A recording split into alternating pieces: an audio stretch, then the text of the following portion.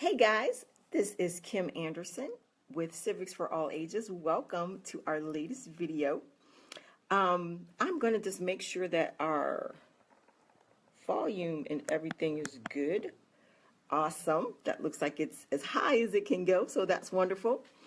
I am here in conjunction with the Founding Project, which is a national education nonprofit whose mission is designed to take and bring civics to you, the U.S. citizen. And so I'm honored to be able to partner with them as I bring you these bite-sized nuggets of civics lessons that will give us an overall understanding of why civics is so important to us as citizens and what our responsibilities and rights are as U.S. citizens. And so before I get started, and as I start talking about today's lesson, I want to give my Kim in All Caps shout out to the Florida Gators and to the beloved, can you see that? The beloved Wolverines, who are currently, whenever you're watching this, it doesn't matter, but they're currently in the Sweet 16 of the NCAAs. And so, of course, the beloved Wolverines are my hometown team. I am a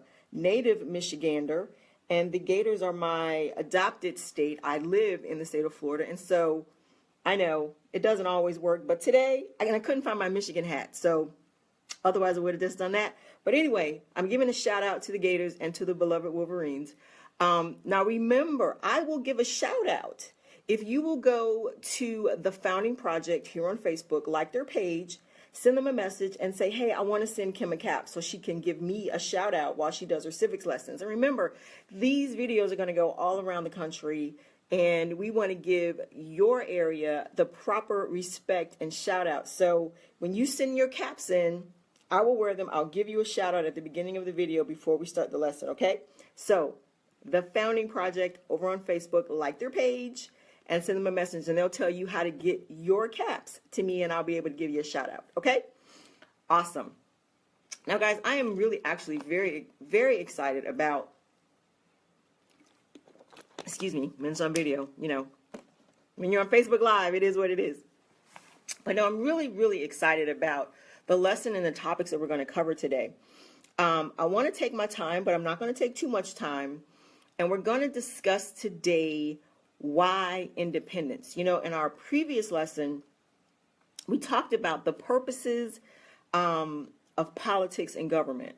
And today we're going to do sort of a slight history lesson, but a very important lesson to understand how and why America came into being and the importance and significance of all of that for us now as American citizens. And so we are using a civics course by Alpha Omega Publishing, and they are a homeschool publisher. I'm a homeschooler, and their civics course is designed as an elective for either high school or middle school, and so we're using their curriculum to sort of bring this on home in bite-sized nuggets so that everyone can sort of get a piece and understanding of how our government came into being. And so we're going to take today's lesson, which is called Why Independence, and we're not actually even going to finish it. We're going to sort of, like I said, we're going to take our time and understand a little bit about what's going on, about how we came to be. But I'm not going to take too much time. So are you guys ready? Let's get into it. So why independence? Why did the colonists, we're going to go back to prior to the Declaration of Independence and discover why the American colonists felt that their only solution to the problems they were facing as different colonies was to seek independence from England, okay? So let's start from the years 1608 to 1763. And life in the colonies is pretty much going on as normal. They actually had a degree of independence and freedom from the English government to pretty much grow their colonies and develop them as they saw fit. Now, around, I want to say, as I'm looking at my notes, there was what was called the French and Indian Wars, where France and England and Spain were battling sort of in the North American continent for territory. And that war ended in 1763. So pretty much, I mean, there was war sort of raging around the 13 colonies, but they were pretty much doing life as normal. There was war above them in what we call Canada and South, and what we would call Louisiana and Florida and Mississippi, but pretty much they were just doing their thing. And so when the French Indian Wars, and I'm just looking at my notes, so just if I'm moving all over the place, just hang with me. So the French and Indian War ended in 1763, and what happened, the result of that war, was that the British were able to capture the colony of Canada, what we now know as Canada, and the French ceded, or they gave up their territory east of the Mississippi to, what do I want to say, east of the Mississippi, went to Britain and Louisiana. West of the Mississippi went to Spain. So France's presence in what we now know is the sort of the eastern bloc of North America was reduced to a few Caribbean islands, and it established Britain as the predominant colonial power in eastern North America and what people called the New World. And so, life was going great for Britain. They had pretty much established their world position in 1763. But what happened was that they looked into their treasury coffers and they realized they didn't have any money, like they were broke. And, in 1764, King George III was looking around for some ways to increase the revenue for the crown. And they said, hey, these colonies, these are our colonies over there in North America, and we need a new revenue source. And guess what? Why don't we start taxing them? Because they had been pretty much just living their lives, doing their thing, and probably enjoying a great sense of freedom, just building and just doing, having commerce and working their land and doing all that stuff. And King George III said it's time for them to pay their share in taxes to support the crown. Well, from 1764 to 1775, there were increasingly, what do I want to say? There were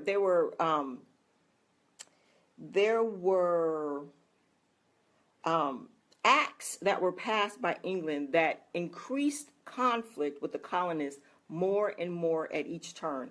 And I want to say there were at least 11 taxation acts that were passed on the colonists.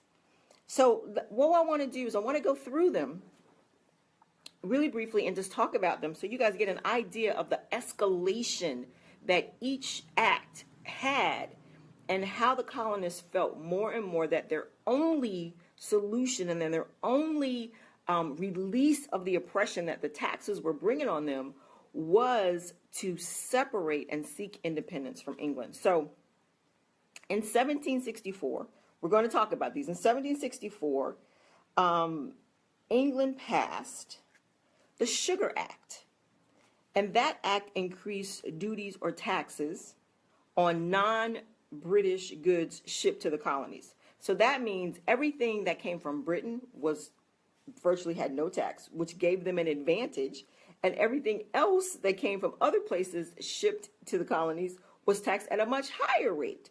So that was the first act that passed. The second act that passed was called, this is still in 1764, was called the Currency Act, which prohibited the American colonies from issuing their own currency. And the colonies, they didn't like this. They became angry and refused to import. That means bring in. We hear a lot about import stuff now. But the colonies refused to import British goods or English goods, which was called non-importation, meaning we're not going to accept your goods. So you have the government in Britain, which is overseas across the Atlantic, telling the colonists that they can't issue their own currency. And the colonists said, well, here's our response. Well, we're not gonna accept any British goods into the colonies, and we've now called that non-importation. We're just not gonna accept any goods. Okay, so then in 1765, the Parliament comes back and they passed what's called the Quartering Act. And that was passed, and it forced the colonists to provide barracks for British troops. So now King George says, well, you're going to have to pay to house British troops on your soil.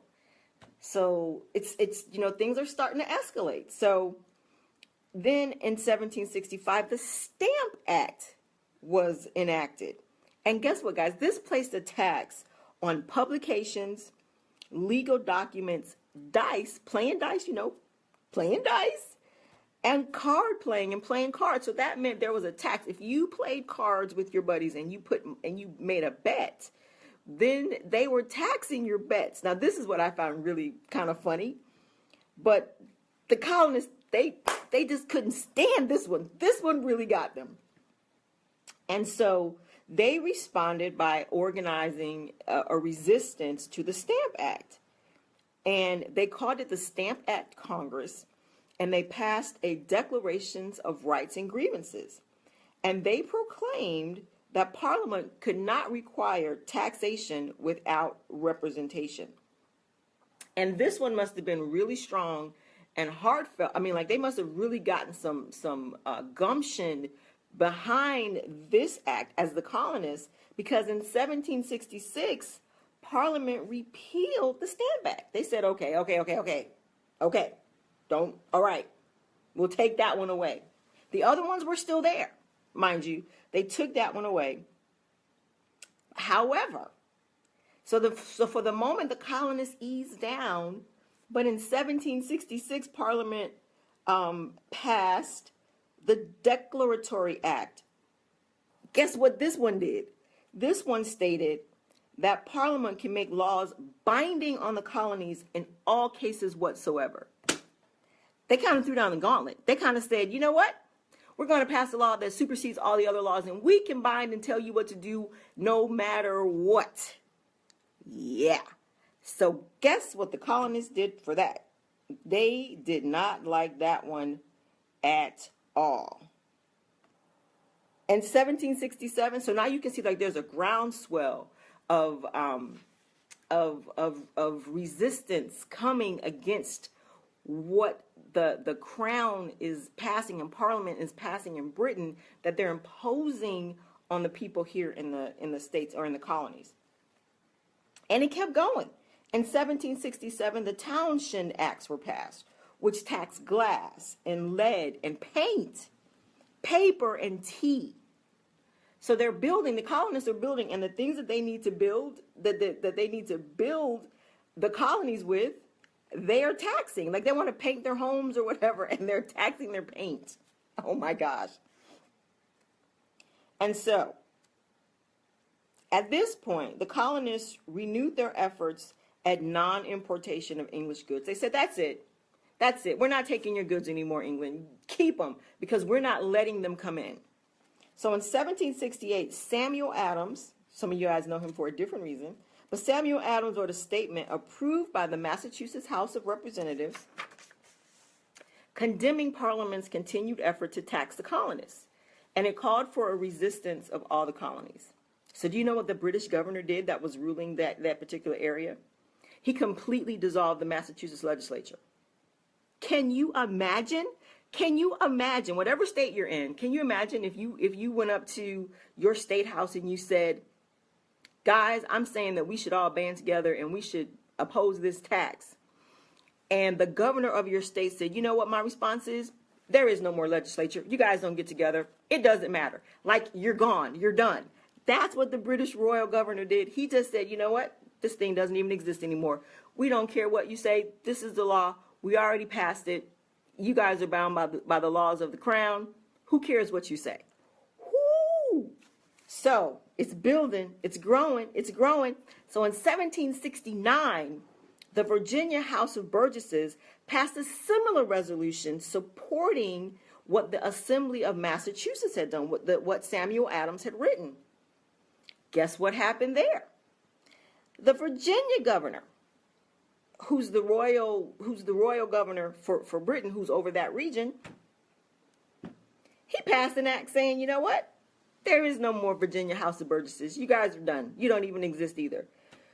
Whew. So the colonists at this point are really feeling the oppression of the British government, and they have no representation in Parliament for them. There's no voice there to speak on their behalf.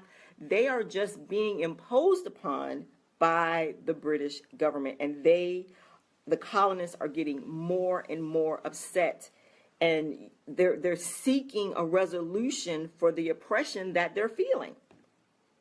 So things really started to kick off in 1772 when a group of colonists attacked a British ship that was in Providence, Rhode Island, and they were captured, but their trial was transferred across the pond to England.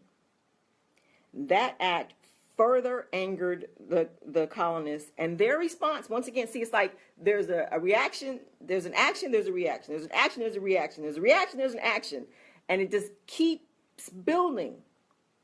Their response to this was to form and organize what was called Committees of Correspondence, which established and provided a means of communication between the colonies. Now, this is significant because prior to this point, the colonies were acting independently of each other. They weren't talking to each other as a unified body. Let me just take a swig.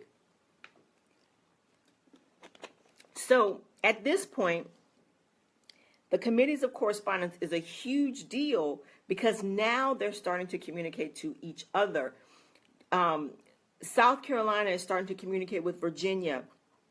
Virginia is starting to communicate with Rhode Island. Rhode Island is starting to communicate with Pennsylvania. Pennsylvania is starting to communicate with New York, and New York's starting to communicate with Massachusetts. So they're starting to communicate with each other for the benefit of each other for the very first time in 1772.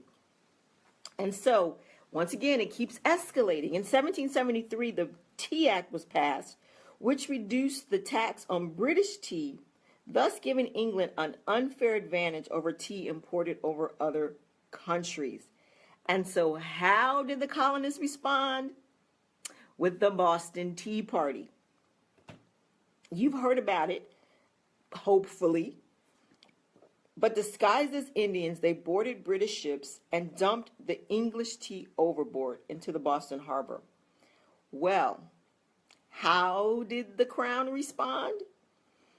They called it in 1774, their response to the Boston Tea Party was what they called the coercive acts.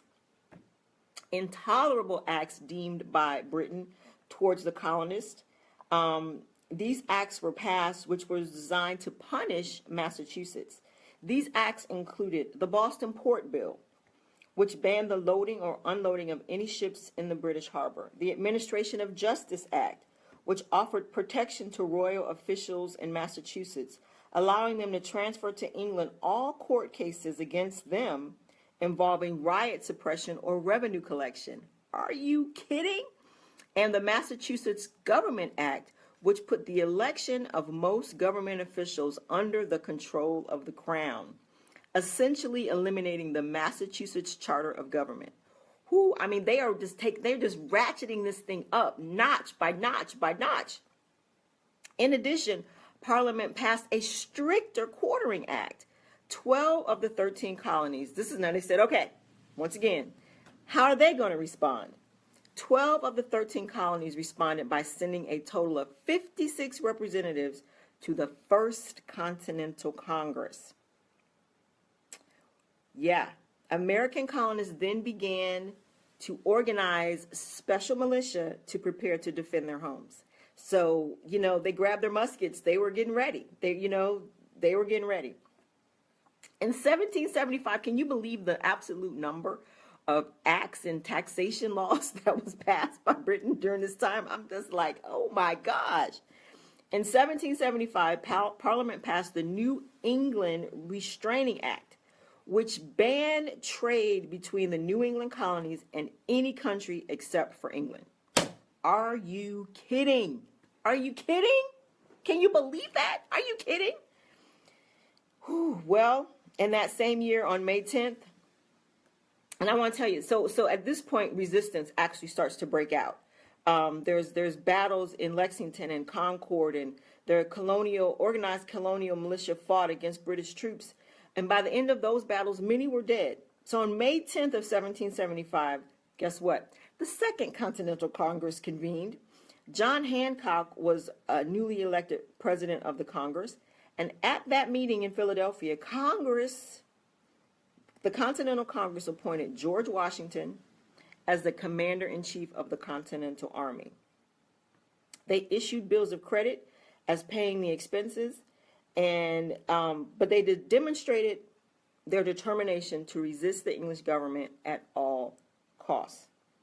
So it's getting there, 1775, we're coming up on it now, right? We're getting closer and closer to the ultimate Declaration of Independence. And so at some point during 1775, the Continental Congress issued what they called an olive branch petition to the king in order to stay British subjects. So they were like, we'll stay British citizens, just like just let's calm down, right? And I actually watched this on the miniseries John Adams, that it was the Quaker from Pennsylvania who absolutely did not want war, did not want any additional conflict with England. I can't say that's true, but that's just how it was depicted in the miniseries. And so, because I don't think in their minds it's really a heady thing to think about, that we're going to separate from our mother country. That's a big, big deal. So they didn't want that at any cost. But, well, I won't say at any cost, but you know what I'm saying? It's sort of a hard pill to swallow that this is actually what's getting ready to happen.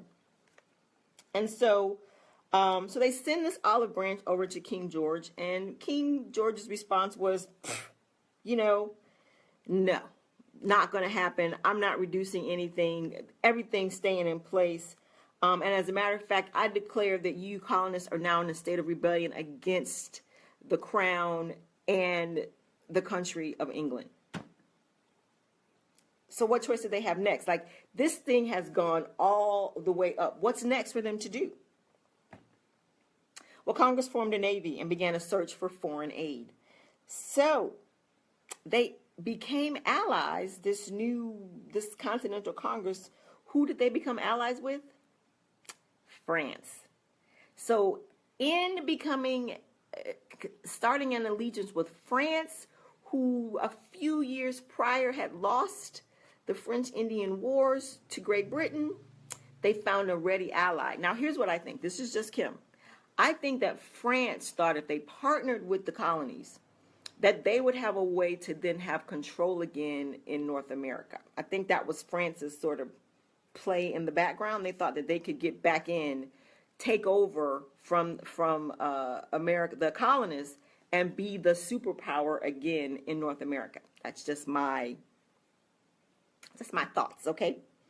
But they knew that once they partnered with France, that it's the point of no return. Like, you are saying, we are separating from you. And so we're going to end here, where on the 4th of July in 1776 in Philadelphia, the Declaration of Independence was signed.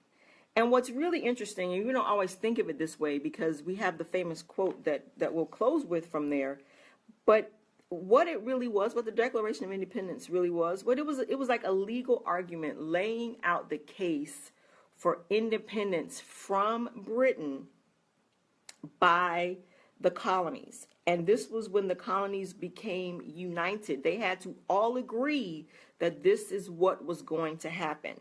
New York couldn't abstain and say, you know what, well, we want to stay, and South Carolina say, no, we're going. Or Virginia say we're going, and Pennsylvania say, no, we're staying. They all had to be in agreement, and that was no easy task. But nevertheless, it came together in the Declaration of Independence.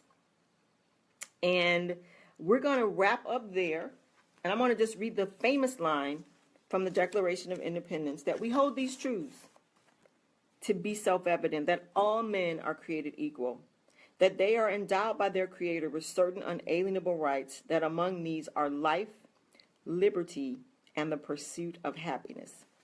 So guys, when we pick up, I'll say tomorrow, but when we pick up in our next video, we'll talk about what happens from 1776 going forward after the Declaration of Independence.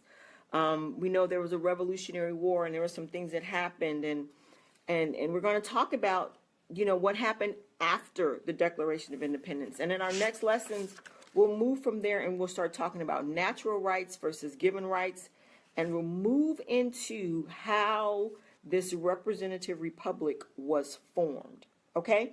So guys, I'm really, really looking forward to this, and I hope this lesson was enlightening for you, and that it just keeps you and gives you a grounding and a foundation about what makes America so very special, and what an honor it really is to be considered and to be known as an American citizen. So that said, Kim Anderson here on behalf and in conjunction with the Founding Project. Go to their page, send in your caps, and we will see you next time on Civics for All Ages. God bless you guys. Love you, and I'll talk to you soon. Have a good one. Bye-bye.